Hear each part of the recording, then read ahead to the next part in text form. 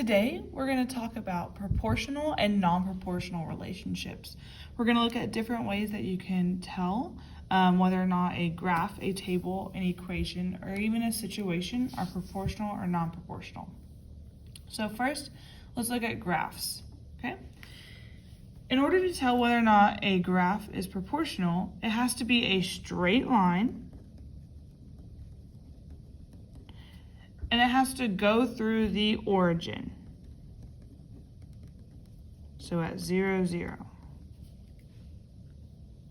So here are some examples. Okay, I know that it has to be a straight line and it has to go through the origin, which is right here, right? So that is proportional. Similarly, it can be a negative slope, but it's still going to be a straight line going through that origin. Okay, those are two examples of proportional relationships. Let's look at non-proportional relationships. Non-proportional relationships might not be a straight line, and it does not go through the origin. So, for example, I could have a straight line going like this, but it does not go through the origin, it goes through a different y-intercept, right? Or it could not be a straight line, it could look like this, right? It doesn't go through the origin and it's not straight, so this is non-proportional. Let's move into tables, okay? So to determine whether or not a table is proportional, the ratio of y over x is always going to be the same. So, for example, I have this table here, I have my x values on one side and my y values on the other. In order to tell if it's proportional, I should be able to divide my y values by my x values every time in order to get the same answer. So right here, my y value is 21, and 21 divided by my x value 7 equals 3. Right here, my y value is 30. I'm going to divide that by my x value 10. So 30 divided by 10 is 3. Same thing here. My y value is 51. And I'm going to divide that by my x value 17. And 51 divided by 17 is 3. So since all of these are all 3, I know that this is proportional. Same thing here, if my table is going horizontally, I still have my x values and my y values, and I'm going to do the same process. I'm going to do y divided by x every time to see if I get the same answer. So right here, my x value is 5. I'm going to divide that by my y value is 5. I'm going to divide that by my x value, negative 10. So 5 divided by negative 10 is equal to negative 0.5. Right here, my y value is negative 1. I'm going to divide that by my x value, 2. So negative 1 divided by 2 is negative 0.5. And then lastly, I have a y value of negative 6 and an x value of 12.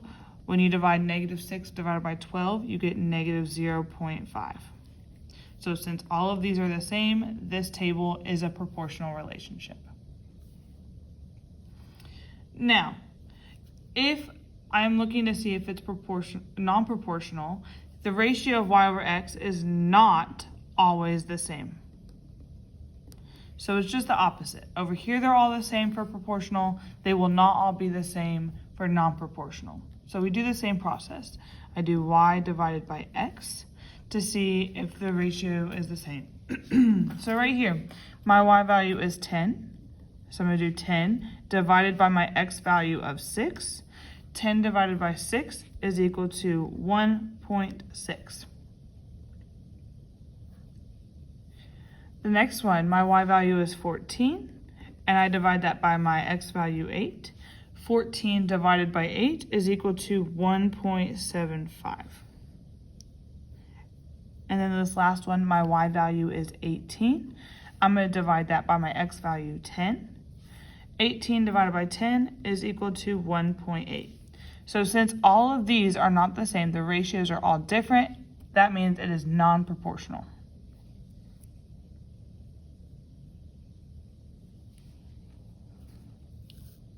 And then you would do the same on this table as well.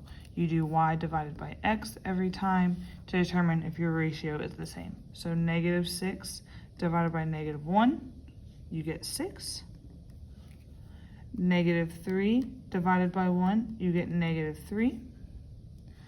And then 0 divided by 2, you get 0. Since all of these are different, this table is a non-proportional relationship. Now let's look at equations.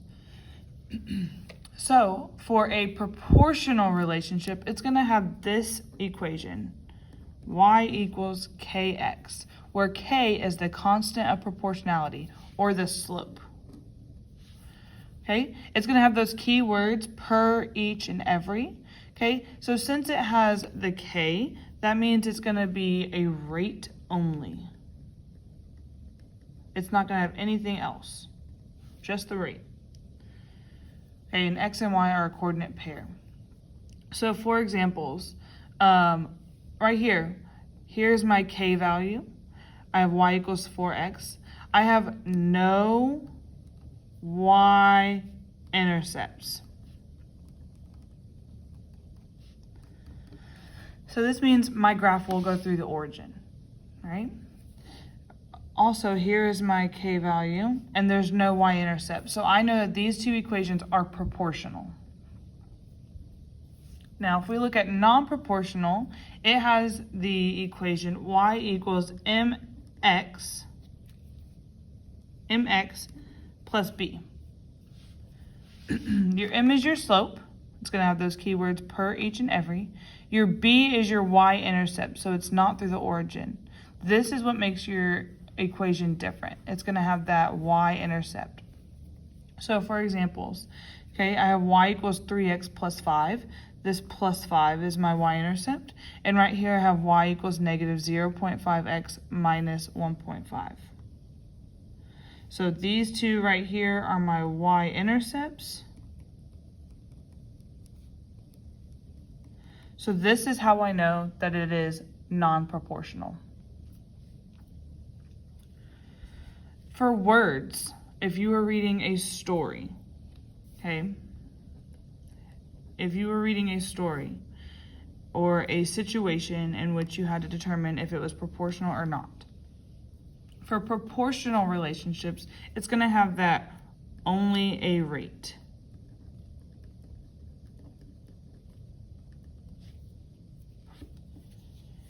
So, for example, a ticket to go to the movies is $5.25 each, and that's it. Over here, okay, for non-proportional relationships, it's going to have a flat fee or a one-time fee.